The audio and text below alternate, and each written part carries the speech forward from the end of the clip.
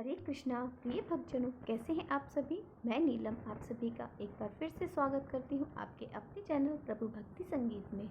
भक्तजनों, आज माघ मास के कृष्ण पक्ष की तृतीय तिथि है और आज गुरुवार का दिन है और कल तिल चौथ का व्रत रखा जाएगा। तो सभी बहनें व्रत की तैयारी अच्छे से आज ही कर लें ताकि आपको व्रत के समय कोई भी दिक्कत ना हो और अपनी संतान की लंबी उम्र और उज्जवल भविष्य के लिए प्रेम पूर्वक व्रत रखें। और आपको सकट चौथ की व्रत कथा इसी चैनल पर प्राप्त हो जाएगी, आप सभी उसे भी अवश्य सुने। अब शुरू करते हैं आज का अध्याय। प्रेम से बोलिए श्री कृष्ण भगवान की जय हो। पहले के अध्याय में आपने जाना था किस प्रकार दो पापी भाइयों में से एक को स्वर्ग मिला और दूसरे को नरक भोगना पड़ा। आखिरकार इसका क्या कारण था। जब उस भाई ने यमदूत से पूछा कि जिसको स्वर्ग लोक में जाना था, मैंने तो पूरे जीवन कोई अच्छा कार्य नहीं किया, मैंने कोई दान पुण्य नहीं किया, ना ही कोई हवन आदि किया, मैंने भगवान की पूजा भी नहीं की, किस कारण मुझे स्वर्ग की प्राप्ति हुई। तब यमदूत ने जो कुछ कहा उसका वर्णन आज सुनिए। यमदूत कहने लगे कि तुमने बड़ी सुंदर बात पूछी है, यद्यपि मैं पराधीन हूँ फिर भी तुम्हारे स्नेहवश अपनी बुद्धि के अनुसार बताता हूँ। जो प्राणी काया वाचा और मनसा से कभी दूसरों को दुख नहीं देते वे कभी यमलोक में नहीं जाते। हिंसा करने वाले वेद यज्ञ तप और दान से भी उत्तम गति को नहीं पा सकते। अहिंसा सबसे बड़ा धर्म, तप और दान ऋषियों में बताया गया है। जो मनुष्य जल या फिर पृथ्वी पर रहने वाले जीवों को अपने भोजन के लिए मारते हैं वे कालसूत्र नामक नरक में जाते हैं और वहां पर खुद का मांस खाते हैं और रक्त का पान करते हैं तथा पीप के कीचड़ में उनको कीड़े काटते हैं। हिंसक जन्मनाथ काने कुबड़े लूले लंगड़े दरिद्र और अंगहीन होते हैं। इस कारण इस लोक तथा परलोक में सुख की इच्छा रखने वाले को काया वाचा तथा मन से दूसरों का द्रोह नहीं करना चाहिए। जो कभी हिंसा नहीं करते, जो दूसरों को कभी सताते नहीं, उन्हें किसी प्रकार का कोई भय नहीं होता।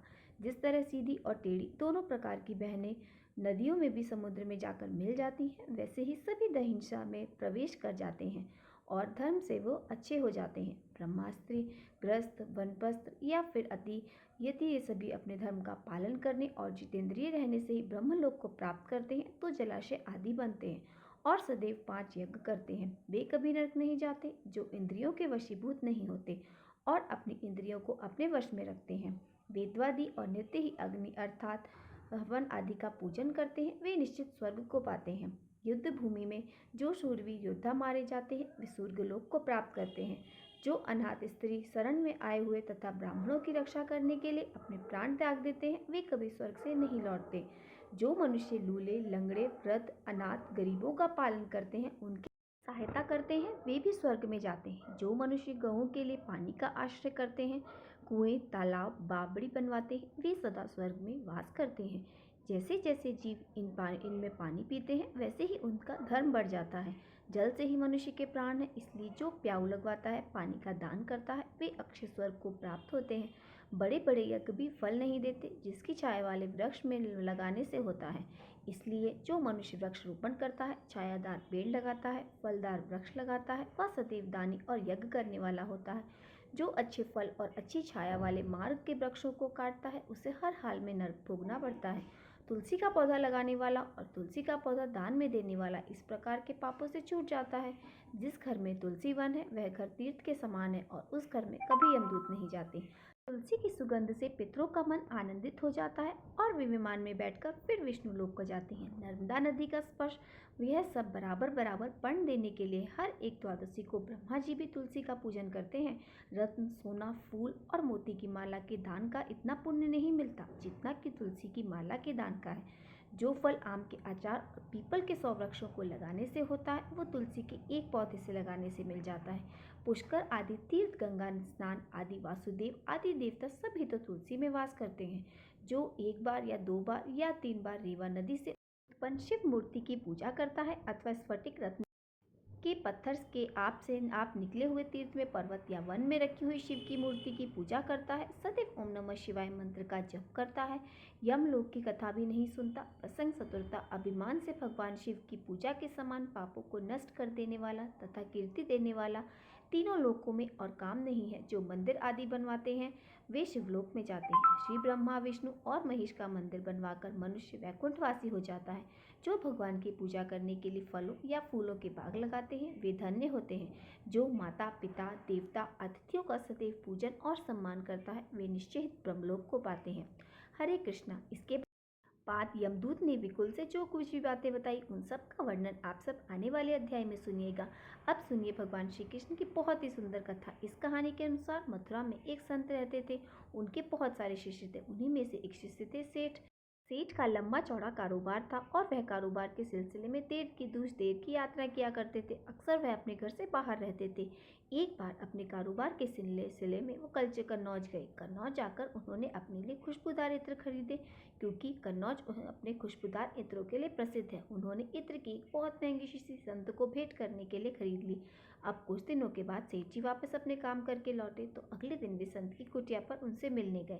लेकिन उस समय संत महाराज कुटिया में नहीं थे। उन्हीं के आसपास रहने वाले शिष्यों से पूछा तो पता चला संत महाराज तो यमुना किनारे गए हैं ध्यान और स्नान के लिए।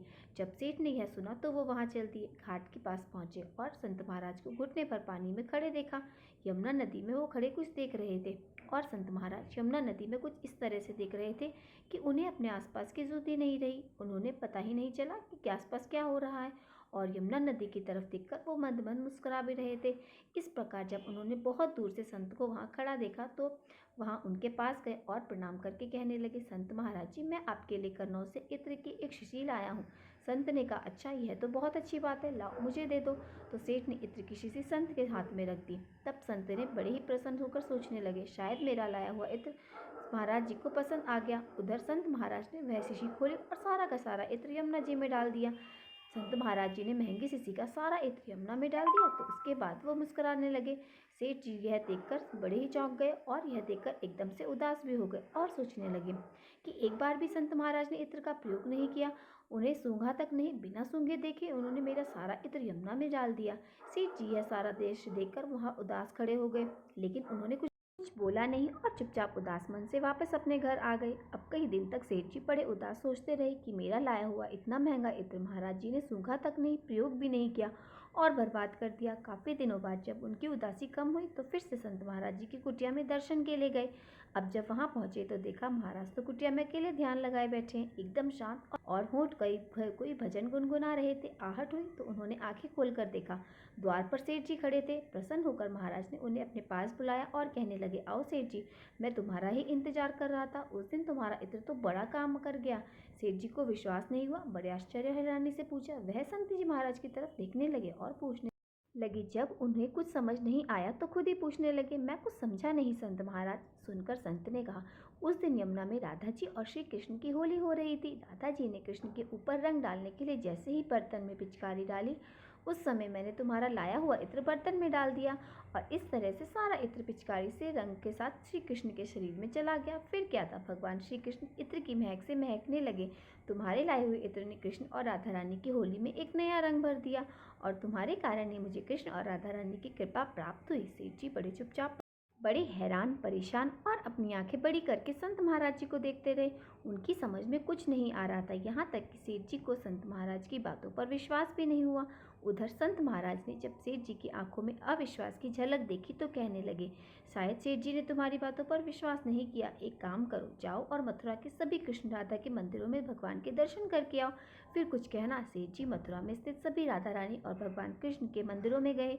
वहाँ उन्होंने जब दर्शन किए तो उन्होंने एक बात का एहसास किया, जितने भी मंदिर में दर्शन किए उन सभी मंदिरों में कृष्ण और राधा रानी की मूर्ति से अपने लाए हुए इत्र की महक को उन्होंने महसूस किया। अब सेठ जी का इत्र और कृष्ण राधा रानी ने स्वीकार कर लिया था और इस बात का जब सेठ जी को पता चला और जब इस प्रकार एहसास किया उन्होंने, तब संत महाराज जी कुटिया में वो वापस लौटे। संत महाराज के चरणों में गिर पड़े। सेठ जी की आंखों में आंसुओं की धार बह निकली। तब कहीं जाकर सेठ जी को संत जी की कही हुई बातों पर विश्वास हुआ। तब उन्हें पता चला कि किस प्रकार से संत महाराज ने यमुना नदी में सारा का सारा महंगा इत्र डाल दिया था। सेठ जी की आंखों से आंसू को देखते देख महाराज जी की आंखें भी अपने भगवान की याद में गीली होने लगी। इसलिए सदा याद रखना चाहिए कि संत आत्मा भले ही हमारे जैसे दिखते हों, लेकिन वह हर वक्त अपना ध्यान सिर्फ अपने भगवान को लगाए रखते हैं। और हम जैसे भक्तों को यह अधिकार तब प्राप्त होता है जब हम भक्ति की राह में आगे बढ़ते हैं। यह हमारे मन में और हमारे भगवान के प्रति श्रद्धा विश्वास को बढ़ाता है। दूसरी तरफ संत महाराज का पूरा जीवन, पूरी दुनिया ही एकमात्र भगवान होते हैं, इसलिए हमें भगवान के साथ साथ संत महाराज का भी सम्मान करना चाहिए। ये कथा यहीं पर समाप्त होती है। आप सभी को कथा कैसी लगी कमेंट करके अवश्य बताएं। और अगर मेरी वीडियो पसंद आई हो तो वीडियो को लाइक और मेरे साथ जुड़े रहने के लिए चैनल को सब्सक्राइब अवश्य कर लें। मिलते हैं आपसे अगली वीडियो में। हरे कृष्णा। प्रभु कृष्ण की कृपा सदैव आप पर और आपके परिवार पर बनी रहे।